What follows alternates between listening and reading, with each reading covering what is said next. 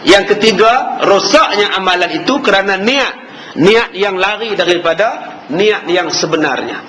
Tuan-tuan, yang ketiga, yang terakhir, tazkirah ni kena pendek-pendek, bukan panjang-panjang. Ya, lah nama dia tazkirah. Kalau panjang-panjang, nama dia ceramah. Tazkirah ni pendek je, habis-habis kuat 2 jam, tu kena faham. Ya, ceramah 4 jam, tuan-tuan. Yang ketiga, saya nak sentuh tentang sebatan, hukum sebatan bagi orang minum arak. Sudah jadi isu sangat. Ya, heboh merata ceruk orang minum arak. Tuan-tuan pun duk tengok muka saya dalam paper, duk tengok gambar saya dalam tali besen. Ya ke ustaz? Ya. Ambil tali, ambil besen, tengok. Tu nama tali besen. Sejak 2-3 hari ni glamour jugalah saya ni pun. Ya, TV9 ada, TV3 ada, CNN ada, Al Jazeera pun ada. Tak macam mana saya boleh duk keluar pula, tuan-tuan. Tapi saya nak cakap di sini tentang masalah ta'zir, masalah hukum sebatan pada orang yang minum arak ni, tuan-tuan. Saya bila ditanya oleh satu wartawan, ya, wartawan orang putih pun ada, wartawan India pun ada, dia tanya, mana ada undang-undang sebat untuk peminum arak dalam Quran dan dalam hadis? Orang Hindu, tuan-tuan, dia boleh tanya, mana ada undang-undang sebatan untuk orang arak, minum arak dan minum arak dalam Quran dan hadis? Saya kata dalam Islam dia ada 4 sumber: Al-Quran, hadis, ijma' dan qiyas. Memang tidak ada dalam Quran hukum untuk orang yang minum arak disebat, tetapi dia jatuh kepada hukum ta'zir yang diperbuat oleh Sayyidina Umar dan sahabat-sahabat yang lain. Itu dia namakan sebagai ta'zir, mengikut kepada maslahah si peminum dan akibat dia minum. Kalau si peminum itu minum arak dan menimbulkan akibat yang sedikit kepada masyarakat, misalnya Sayyidina Umar letakkan 40 kali sebatan. Kalau si peminum itu minum arak, menyusahkan orang, langgar orang ke, mengamuk ke tentu hala, buat bising ke, kerja orang ke, masuk dalam rumah orang ke, pergi nak bunuh orang ke, menyusahkan orang, nak terjun bangunan pula, bomba pula main nak sambut kasi dia mabuk. Orang macam ni balurlah 80 sebatan mengikut keadaan. Dalam kes ini 6 kali sebatan. Dia duduk dalam bilik, dalam hotel, tertutup semua, tak ada siapa dia ganggu, dia minum dengan kawan-kawan dia, 6 kali sebatan, maslahah pada masa itu. Alun je lah, masalahnya undang-undang tu. Mai orang wartawan orang putih tu pula, ni tak zalim ke pergi sebat orang perempuan? Nak buat macam mana dah dia minum arak? Dia minum, kenalah sebat. Mai satu wartawan orang putih daripada Perancis, AP. Dia kata berapa banyak orang lain yang minum, kenapa dia aja yang kena? Berapa banyak orang-orang sana minum, sini minum, kenapa tak ditangkap? Kenapa dia saja yang kena? Saya kata inilah permulaan untuk dilaksanakan hukum. Dengan sebab dilaksanakan pada dia, maka mudah-mudahan selepas ini pelaksanaan hukuman itu akan dikuatkuasakan. Sebab undang-undangnya sudah wujud, enactmentnya sudah ada. Cuma nak melaksanakannya belum. Sekarang pelaksanaan sudah nak dibuat. Sokong sajalah. Mai pula satu wartawan perempuan pula pakai seluar pendek, temu ramah saya. Bulan puasa pula tu. Mula-mula dia temu ramah saya, dia pakai seluar pendek. Lepas tu dia lari pergi mana pula? Seluar panjang pula. Tadi pendek lah, panjang lah. Dia kata, Ustaz setuju kan dijatuhkan dalam bulan Ramadan? Apa masalah? Nabi pun perang dalam bulan puasa. Hukum hudud juga dilaksanakan di musim haji. Musim haji, musim Zulhijjah, Zulqaidah, bulan haram. Bulan Rejab, bulan haram. Bulan Ramadan bukan bulan haram. Dalam Islam ada 4 bulan haram. Bulan yang diharamkan bergaduh, menumpahkan darah, berperang. Ramadan tak termasuk bulan haram. Jalan je lah.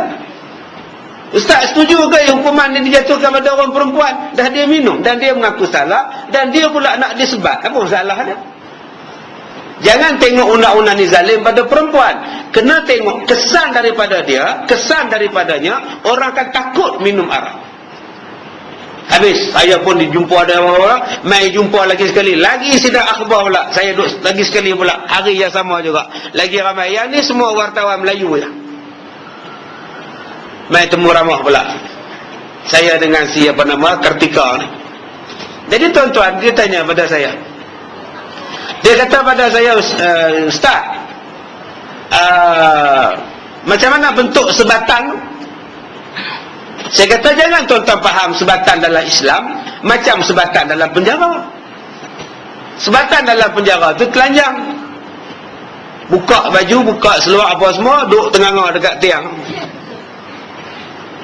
Tukang rotan pula tu dia tarik macam Tiger Woods nak buat hole in one. Jadi tuan-tuan, dia tarik tu piak sekali, punggung dia tu gede-gede. Bukan dia menggede-gede, isi punggung. Tak percaya tuan-tuan, pilihlah kena sebab.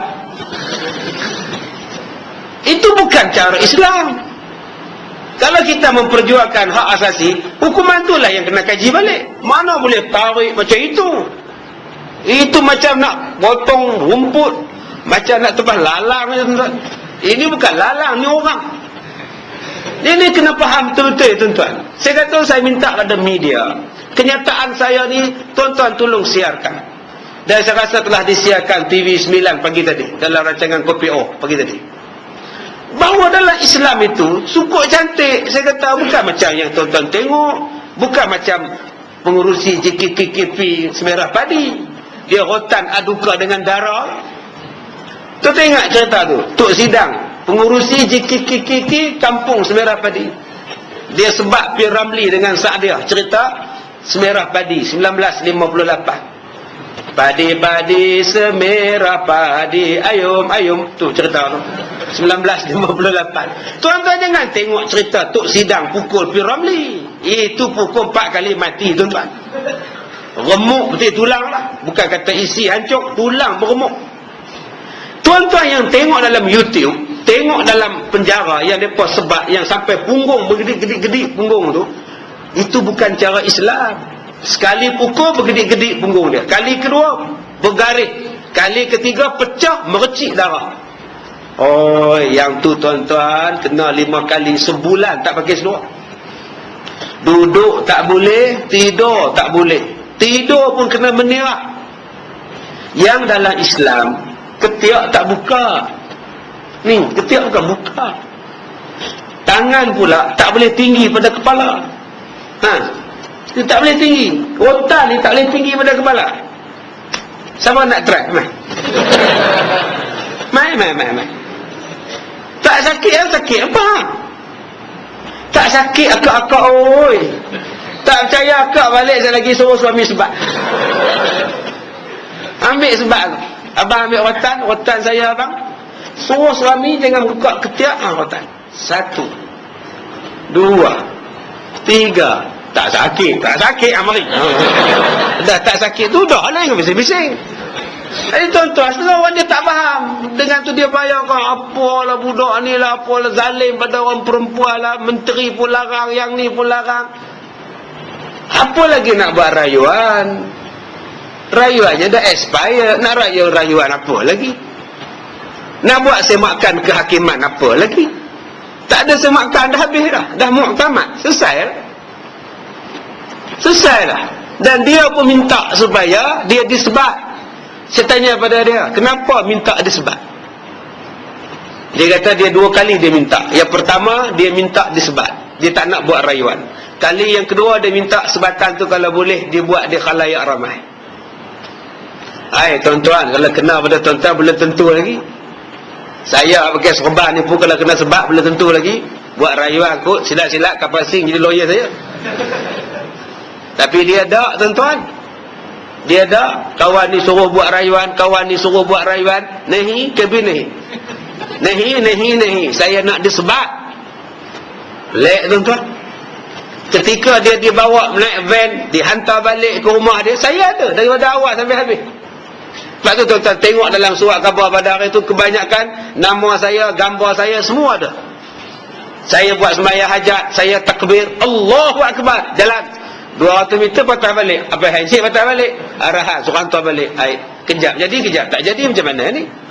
Saya dah takbir letih ni. Nasib baik tak azan macam P. Ramli, macam Semerah Padi tu. Tuan-tuan ingat tak cerita Irahim berjahat dengan Normadia.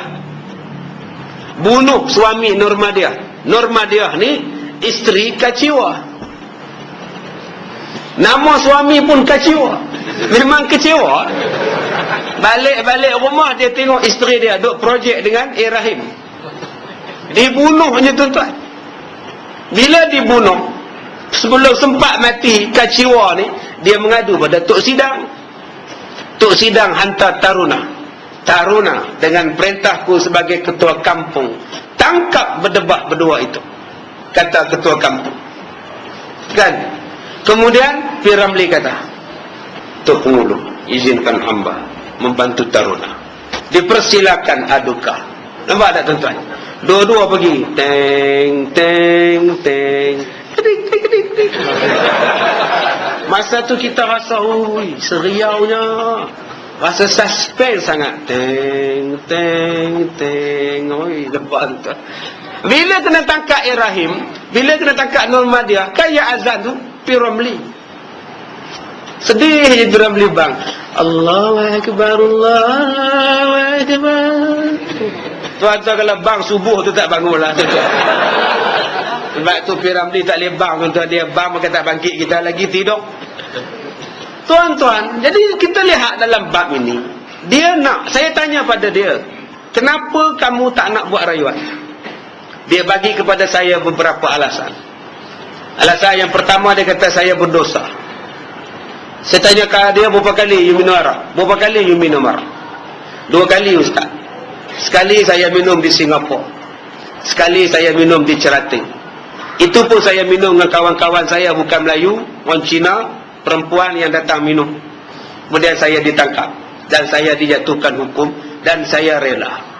Saya reda Ustaz. Saya salah, saya berdosa besar minum benda yang dilarang. Dan kalau sebatan ini cara menghapuskan dosa saya Ustaz, saya reda. Saya tak takut, sebab ini memang salah saya. Saya lebih takut dengan hukuman Tuhan di hari kiamat. Allahu Akbar. Tuan-tuan jangan faham model ni tinggi, rendah je tuan-tuan. Kecil je orang dia. Jangan tuan-tuan faham model ni tinggi pula. Oh mesti tinggi orang 6 kaki. Tak tuan-tuan, 2 kaki je tuan-tuan. Tak ada saya bohong, tinggi dia 2 kaki. Betul lah 2 kaki. Mana ada orang 6 kaki. Yang pertama dia kata tujuan dia nak hapuskan dosa dia. Mudah-mudahan Allah hapuskan dosa dia. Yang kedua dia kata tujuan saya buat macam ini supaya orang buka mata. Undang-undang sudah ada, kenapa tidak dilaksanakan? Dengan selepas ini akan ada orang mengkaji tentang hudud, mengkaji tentang ta'zir, mengkaji tentang cara sebatan. Betul tuan-tuan, bila kes ini di-highlightkan di seluruh dunia, Bill Clinton ambil berat, Barack Obama ambil berat, semua ambil berat, seluruh dunia. Tuan-tuan tengok dalam internet bagaimana seluruh dunia bagi komen macam-macam terhadap hukum Islam. Macam-macam komen. Akhirnya orang buka, termasuk orang Malaysia. Sampai orang Malaysia sendiri kata, kita tidak ada pakar sebatan yang memenuhi syarat-syarat kriteria syariah. Sebab itu kita tangguhkan dulu. Apa susahnya tuan-tuan? Bagi saya pun tak apa. Cara sebatan boleh disebat dengan rotan, tapi bukan musuh ini.